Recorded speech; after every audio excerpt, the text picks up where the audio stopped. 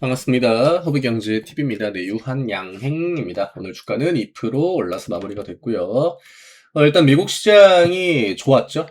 오늘 유한양행의 흐름은 일단은 시가 띄우고 좀 밀렸다가 반등 나오고 마무리.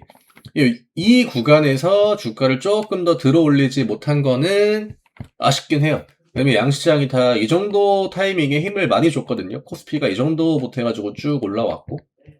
물론 뭐 지수 대비 결과를 본다라고 하면은 지수보다는 더 올랐기 때문에 뭐 이게 엄청 나쁘다라는 이야기를 드리는 게 아니라 지금은 제가 이제 전날에 이야기 드렸던 어쨌든 SC 그러니까 그 피아제형 관련해가지고 주사 그 FDA가 어쨌든 간에 승인이 됐잖아요.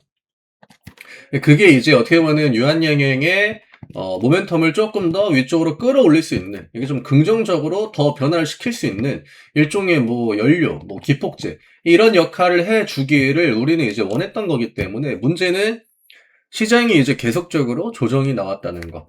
그러니까 이런 조정이 나오게 되면 호재 반영도 좀 약할 수밖에 없고, 그리고 그냥 나는 뭐 크게 나쁜 거는 없는데 그냥 시장이 밀릴 때 대형주들은 같이 또 지수를 따라서 움직일 수밖에 없는 그런 포지션이란 말이죠. 그러면 이제 오늘부터 뭐 지수가 반등이 뭐 쭉 이어질지는 좀 더 지켜봐야겠지만 어쨌든 오늘 첫 번째 반등이 나왔잖아요. 그러면 단순하게 그냥 지수 따라가지고 1% 2% 올라가는 게 아니라 전날 나왔던 SC의 이제 FDA 승인, 이거에 대한 기대감을 주가에 점점 더 붙여나가야 된다라고 하는 거죠. 왜냐? 결국 이거는 실적으로 연동이 될 거기 때문에.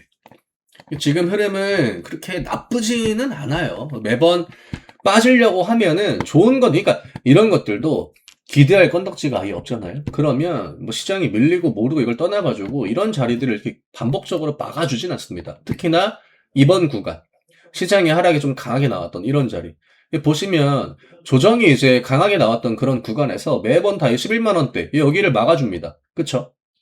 그러니까 유한여행 같은 경우에는 지금 호재 이슈나 아니면 기대감을 갖는 그런 부분들이 위쪽으로 반영이 안 돼서 그렇지 이 주가를 아래쪽으로 계속 빼지 않는다라고 하는 건 약간 그거죠. 빼려고 하면은 지금 이런 기대감이 있는데 지금 이 정도 실적 기대감 올라오는데 이거 우리 이제 뭐 랭라자 해가지고 매출 앞으로 더 올라올 수 있는데 지금 마일스톤 이번에 빵꾸 났지만 4분기에 또 들어오는데 그런 것들이 계속 이렇게 반영이 된다라고 보시면 됩니다. 중요한 건 이제 바이오가 주도권을 잡았던 시간이 굉장히 짧았고 그 이후에는 거의 이제 개별 종목, 바이오 섹터가 이제 개별 종목 장세를 보이다 보니까 유한여행 같이 좀 무거운 종목들 입장에서는 약간 좀 피해를 받은 부분이 없지 않아 있긴 하거든요. 근데 결국 매번 이제 뭐 똑같은 이야기를 드린다라고 생각을 하시겠지만 지금부터가 중요합니다. 그러니까 유한양행이 25년은 어쨌든 간에 자기들이 말했던 거를 제대로 한 게 많이 없어요. 그러니까 시장의 기대치를 충족을 많이 못 시켰다라고 하는 거죠. FDA 승인되고 렉나지아 매출도 올라오는 데까지 시간이 조금 걸렸고 또 이런저런 뭐 이제 막 그 권고되고 이런 것들이 경쟁력 대비 뭐 타브레스 대비 조금 더 빨리 진행되고 이런 부분들은 있었지만 시장이 보고 싶어하는 건 진짜 그 렉나지아의 매출이나 이제 그 효과가 폭발적으로 올라오는 그걸 좀 보고 싶어하는 거거든요. 그때 한번 이 정도의 반응이 나왔잖아요. 근데 그 이후에 뭐 시장이 지지부진한 것도 있었고 또 주도권이 너무 반도체한테 넘어가기도 했고 또 바이오가 전반적으로 굉장히 조용하기도 했고 그러다 보니까 이 기대감을 더 이어가지 못하고 있습니다. 다만 저는 주주분들이 개조로 생각을 해야 되는 건 어쨌든 이 랭라자를 통해서 실적이 올라오는 게 가시화가 된다라고 하면 저는 기준 가격은 이 캔들이 된다라고 봐요.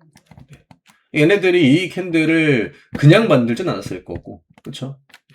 결국 여기에 그 상단을 회복을 한다, 채워나간다? 그러면 의미 있는 가격들을 다 넘어오는 겁니다. 여기부터가 진짜 정고점 구간이거든요. 그쵸?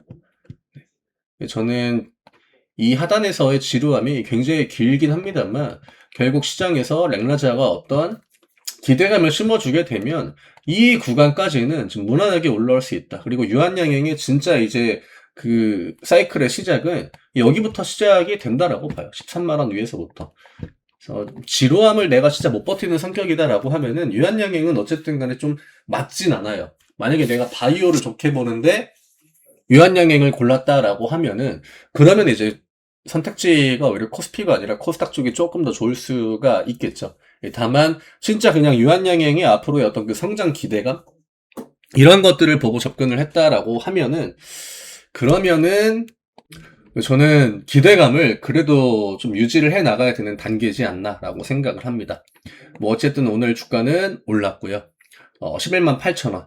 네, 제가 매번 중요하다라고 이야기 드리는 이 11만 8천 원을 다음 주에 좀 넘어와 주면 그래도 우리가 앞 구간에 이런 캔들들이 한두 번씩 나왔단 말이죠.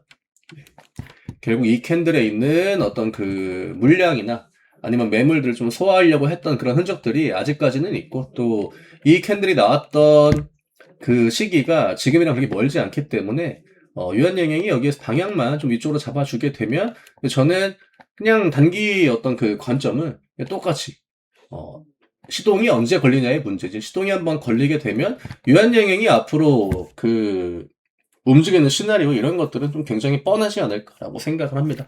그래서 오늘 이 정도로 좀 정리를 해드리면 될 것 같고요. 오늘은 뭐 개인 매도도 나왔고 수급도 긍정적으로 나오긴 했는데 이런 것들도 어쨌든 다음 주 초반까지는 연속성이 있는지 좀 우리가 먼저 체크를 해봐야겠죠. 네, 오늘 이 정도로 마무리하고요. 저희 이제 또 연말 이벤트가 진행이 되고 있죠. 네, 다음 주면 또 크리스마스가 또 벌써 코앞으로 또 다가왔더라고요.